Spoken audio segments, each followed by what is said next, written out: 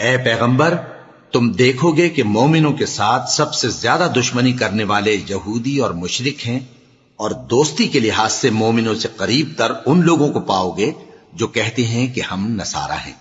یہ اس لیے کہ ان میں عالم بھی ہیں اور مشائخ بھی، اور یہ کہ یہ تکبر نہیں کرتے۔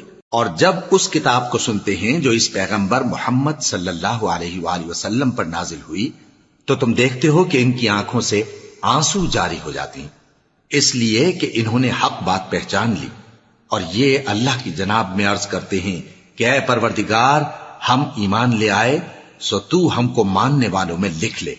اور ہمیں کیا ہوا ہے کہ اللہ پر اور حق بات پر جو ہمارے پاس آئی ہے ایمان نہ لائیں، اور ہم امید رکھتے ہیں کہ ہمارا پروردگار ہم کو نیک بندوں کے ساتھ بہشت میں داخل کرے گا۔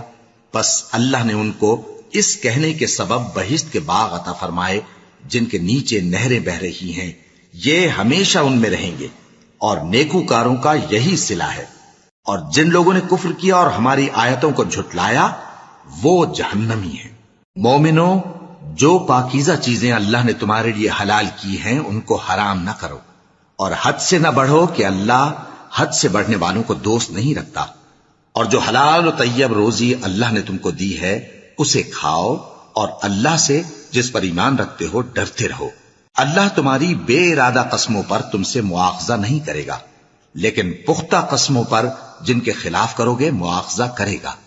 تو اس کا کفارہ 10 ناداروں کو اوسط درجے کا کھانا کھلانا ہے جو تم اپنے اہل و عیال کو کھلاتے ہو، یا ان کو کپڑے دینا، یا ایک غلام آزاد کرنا، اور جس کو یہ میسر نہ ہو وہ 3 روزے رکھے۔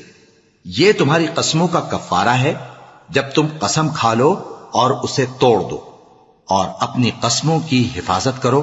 اس طرح اللہ تمہارے سمجھانے کے لیے اپنی آیتیں کھول کھول کر بیان فرماتا ہے تاکہ تم شکر کرو۔